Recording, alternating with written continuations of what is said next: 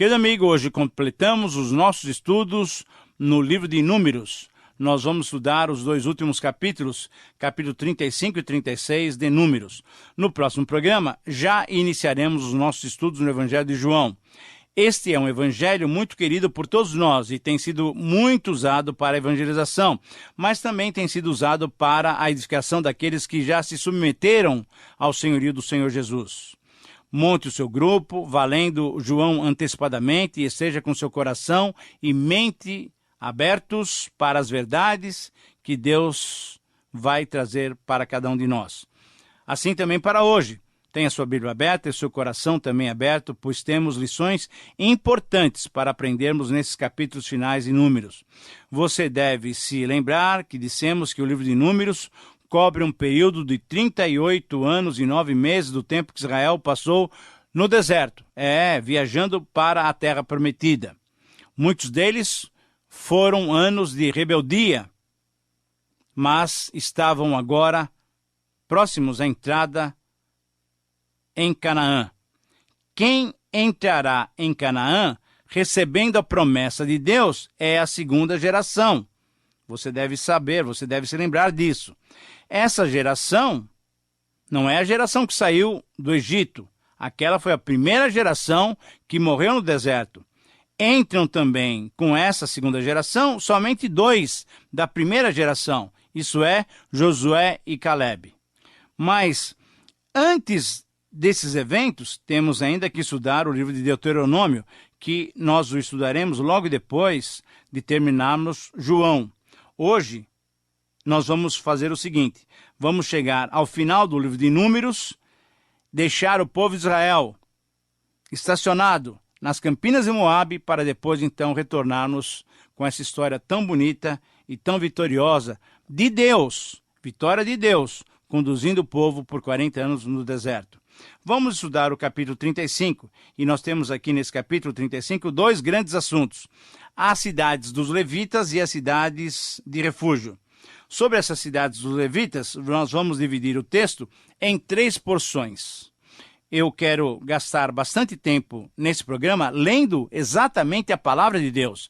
Em primeiro lugar, nos versículos 1 a 3, nós temos a ordem e o propósito divino em dar cidades aos levitas. Vamos então ler esses versos. Disse o Senhor a Moisés nas campinas de Moabe, junto ao Jordão, na altura de Jericó: dá ordem aos filhos de Israel que, da herança da sua possessão, deem cidades aos levitas em que habitem, e também em torno delas dareis aos levitas arredores para o seu gado. Terão eles essas cidades para habitá-las, porém os seus arredores serão para o gado, para os rebanhos e para todos os seus animais. Com isso, nós percebemos o cuidado de Deus para aqueles que ministravam no santuário. Eles teriam não uma parte do território, mas teriam salpicadas pelo território pequenas localidades, pequenas cidades, para que ali então pudessem desenvolver suas vidas e também para que ali pudessem apacentar o seu rebanho. Em segundo lugar, nos versículos 4 e 5, temos as dimensões das cidades dos levitas, incluindo as suas pastagens. Vamos também ler esses versos. Os arredores das cidades que dareis aos levitas, desde o muro da cidade para fora, serão de 1000 côvados ao redor. Versículo 5. Fora da cidade, ao lado oriental, medireis 2000 côvados. Do lado sul, 2000 côvados. Do lado oriental, 2000 côvados. Do lado ocidental, 2000 côvados. Ficando a cidade no meio. Esses lhe serão os arredores das cidades. Mais uma vez, notamos esse cuidado de Deus para com seu povo, para com os levitas e principalmente agora para com o gado, porque esse gado, então, muitos deles seriam depois sacrificados e muitos deles seriam usados para a própria alimentação dos levitas. Em terceiro lugar, nos versos 6 a 8, temos a ordem para que os israelitas dessem aos levitas o total de 48 cidades. Vamos atentar para a leitura desse texto, ele é bem objetivo. Das cidades, pois, que dareis aos levitas, 6 haverá de refúgio, para as quais dareis, para que nelas se acolha o homicida. Além dessas, lhes dareis 42 cidades.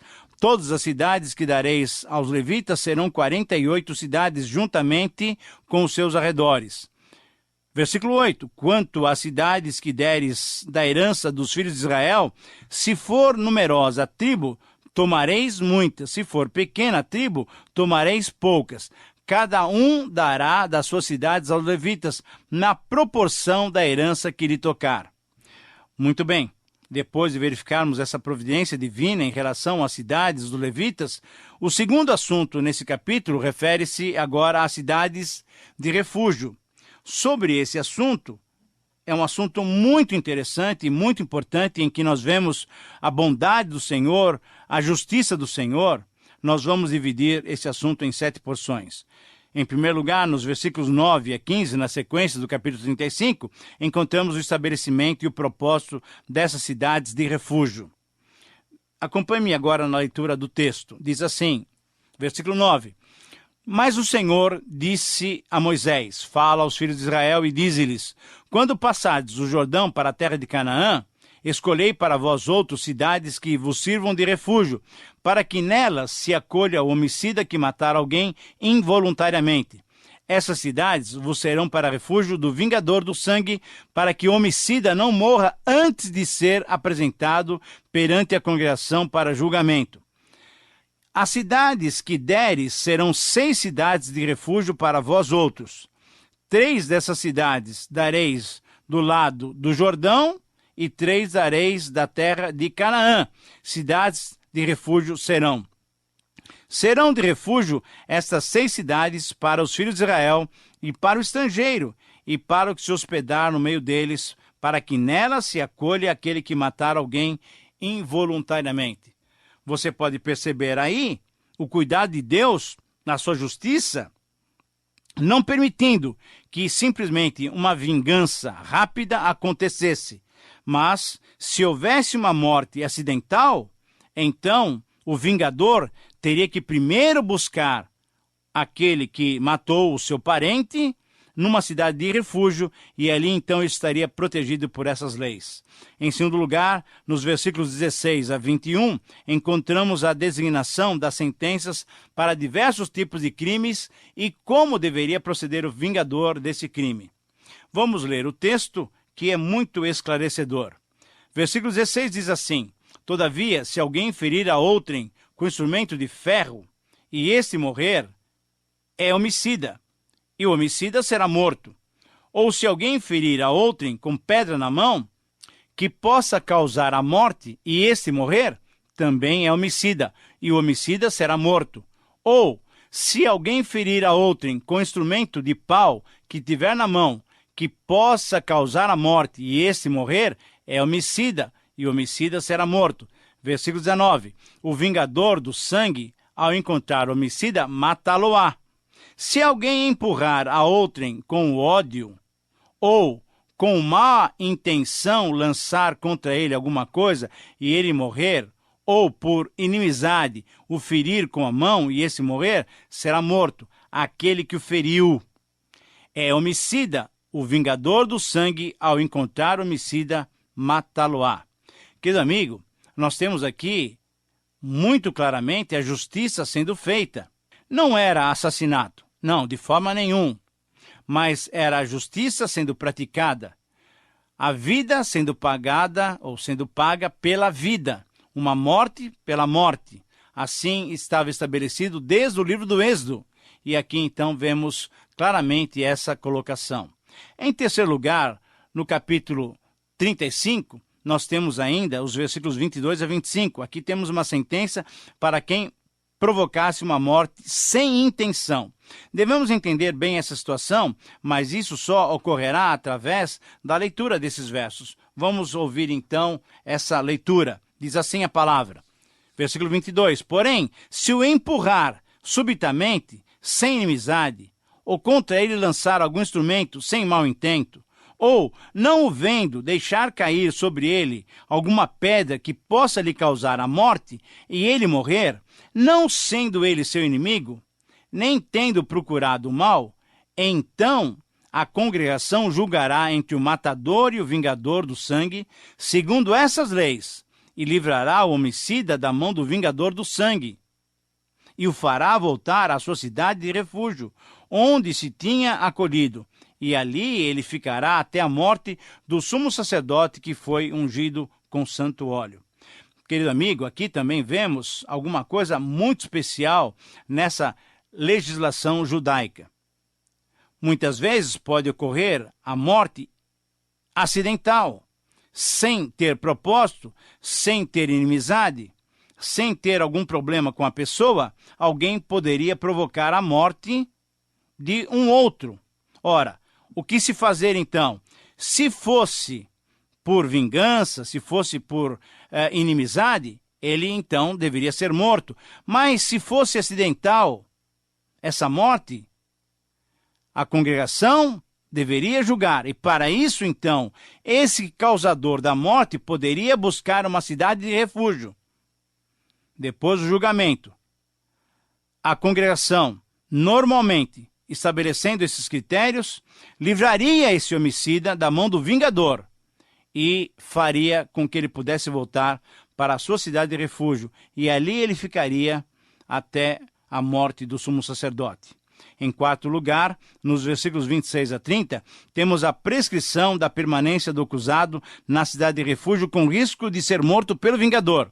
Esses versos são muito claros em afirmar o seguinte: porém, se, de alguma sorte, o homicida, esse que matou sem querer, sair dos limites da sua cidade de refúgio, onde tinha se acolhido, e o vingador do sangue o achar fora dos limites dela, veja bem, se o vingador do sangue matar o homicida, não será culpado do sangue, pois deve esse homicida, então, aquele que matou sem querer, ficar na sua cidade de refúgio até a morte do sumo sacerdote.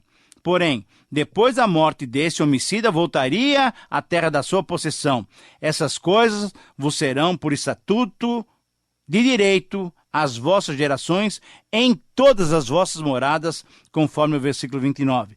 Querido amigo, veja que a sentença para o homicida, mesmo que não intencional, era, depois de ser solto pelo veredito da congregação, fazer o quê? Ficar na cidade de refúgio e ali então ficar até a morte daquele sumo sacerdote. Em quinto lugar, no versículo 30, nós encontramos o estabelecimento da necessidade de uma testemunha para que alguém fosse executado. Leiamos esse versículo. Todo aquele que matar a outrem será morto conforme o depoimento das testemunhas, mas uma só testemunha não deporá contra alguém para que morra. Ora, o que temos aqui é a necessidade de uma série de testemunhas, não apenas uma testemunha. Por isso, então, nós lemos até no Novo Testamento sobre o testemunho de 2 ou 3 pessoas que se, então, lavraria uma sentença. Em sexto lugar, nos versículos 31 e 32, temos a proibição para aceitar resgates pela vida de assassinos ou quem quisesse voltar para a sua cidade de origem. Esses versículos são muito claros em nos orientar o Israel que não deveriam aceitar resgates. Versículo 31 diz assim: não aceitareis resgates pela vida do homicida que é culpado de morte, antes ele será morto. Também não aceitareis resgate por aquele que se acolher à sua cidade de refúgio, para tornar a habitar na sua terra antes da morte do sumo sacerdote. Ora, nesse texto, temos clareza em entender, mais uma vez, que a sentença desse homicida seria viver livre, mas seria viver nessa cidade de refúgio até a morte do sumo sacerdote. Nenhum pagamento, nenhum resgate seria aceito para que ele mudasse de cidade, para que ele mudasse de sua situação. E em sétimo lugar, nos versículos 33 e 34, temos a clara prescrição divina para não contaminarem a terra na qual o Senhor também habita. Querido amigo, essas palavras de Deus merecem toda a nossa atenção. Vamos ler esses versos para podermos interpretá-los devidamente. Assim diz a palavra do Senhor: assim não profanareis a terra em que estais, porque o sangue profana a terra. Nenhuma expiação se fará pela terra por causa do sangue que nela for derramado, senão com o sangue daquele que o derramou. Mas não contaminareis, pois a terra na qual vós habitais, no meio da qual eu habito, pois eu, o Senhor, habito no meio dos filhos de Israel. Ah, querido amigo, aqui temos uma palavra muito interessante, uma palavra muito clara do Senhor. Toda essa questão de morte, de assassinato, com dureza de coração ou sem intenção, mancharia a terra. Esse sangue derramado na terra estaria gritando diante do Senhor. E o Senhor, então, está colocando de uma maneira muito clara a não profanação da terra com sangue, sem que haja uma justiça. Sabe por quê? Porque o próprio Senhor menciona, ele habitava no meio de Israel. Portanto, o lugar em que o Senhor estava, a terra em que o Senhor estava, era santa, e haveria de haver santidade, pureza, sem contaminação, nesse local, na presença do Senhor. Muito bem, depois de vermos esses princípios e essas lições, e pedirmos a graça de Deus para que possamos aplicá-las em nossas vidas, isso é, princípios que mostram a justiça de Deus, princípios que mostram o amor de Deus, princípios que mostram, nessas cidades de refúgio, o quê?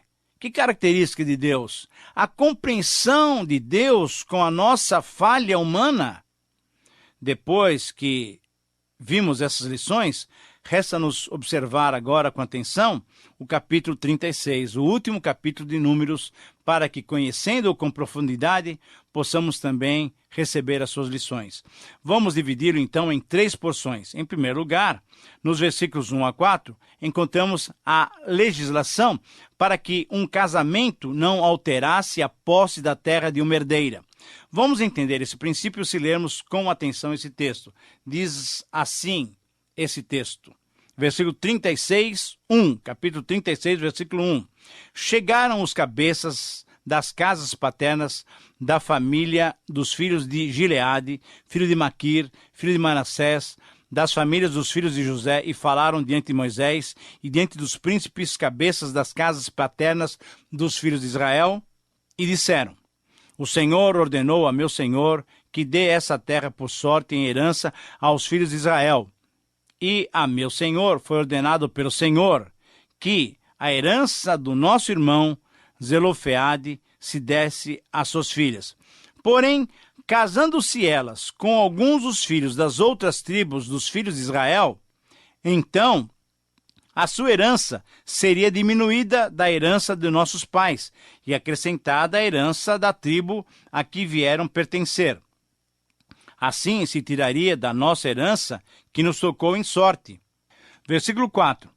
Vindo também o ano do jubileu dos filhos de Israel, a herança delas se acrescentaria à herança da tribo daqueles a que vierem pertencer. Assim, a sua herança será tirada da tribo de nossos pais. Querido amigo, na verdade, o que você está percebendo aqui através dessa leitura é que os filhos de Manassés, da tribo de Manassés, estavam reivindicando a porção justa da sua herança, se porventura essas moças, filhas de Zelofeade, se casassem com outros israelitas de outras tribos. Ora, essa herança que pertencia, em termos gerais, às tribos e aos filhos de Manassés, estariam então agora na mão de outras tribos.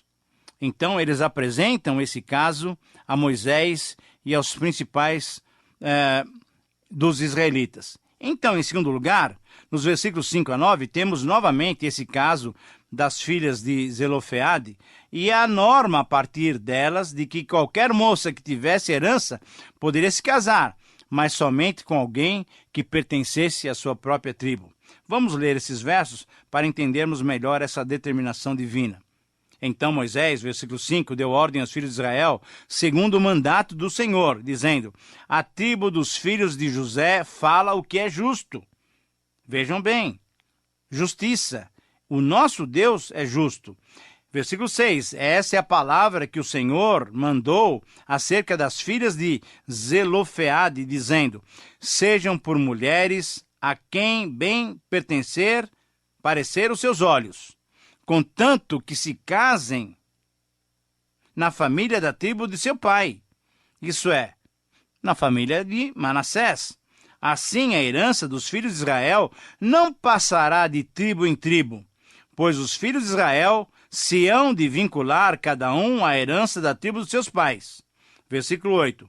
Qualquer filha que possuir alguma herança das tribos dos filhos de Israel se casará com alguém da família da tribo do seu pai, para que os filhos de Israel possuam cada um a herança dos seus pais. Assim a herança não passará de tribo a tribo, pois as tribos dos filhos de Israel hão de se vincular cada uma à sua herança. Aqui, então, nesses versículos, está estabelecido esse padrão, esse princípio. Qual é o princípio? O princípio de que se uma moça solteira se casasse, ela poderia se casar tendo direito à sua herança, mas com alguém da sua própria tribo, para que a sua herança não passasse para outra tribo. Em terceiro lugar, e finalmente, chegando quase ao finalzinho do livro de Números, encontramos a prática, isso é, a obediência das filhas de Zelofiade, não permitindo que a sua herança saísse da tribo de Manassés. Nesses versículos finais do livro de Números, nós encontramos a obediência dessas moças. Macla, Tisa, Ogla, Milca e Noá se casaram com outros da tribo de Manassés, e assim a herança ficou na tribo de Manassés. No versículo 13 encontramos o registro de onde essas orientações finais foram dadas. E esse local eram Campinas de Moabe. E a partir daqui, então, nós interrompemos o estudo dessa caminhada tão bonita de Israel até Canaã e vamos retornar em Deuteronômio a partir do momento em que eles estão nas Campinas de Moabe para entrar na terra prometida. Queridos amigos, chegamos ao final de mais um tempo de estudo e ao final do estudo do livro de Números. No próximo programa já estaremos estudando o livro de João. Espero que você tenha capacitação do Espírito Santo para aplicar essas lições e vivenciá-las no seu dia a dia. Que o Senhor te abençoe e te guarde. Um grande abraço e que Deus te abençoe. Terminamos mais uma apresentação do programa Através da Bíblia. Esperamos que você nos escreva, dando a sua opinião sobre o que ouviu. O nosso endereço é Caixa Postal 18.300, CEP 04626-970, São Paulo, São Paulo. Ou pelo e-mail atravesdabiblia@transmundial.com.br. Este programa foi produzido nos estúdios da Transmundial.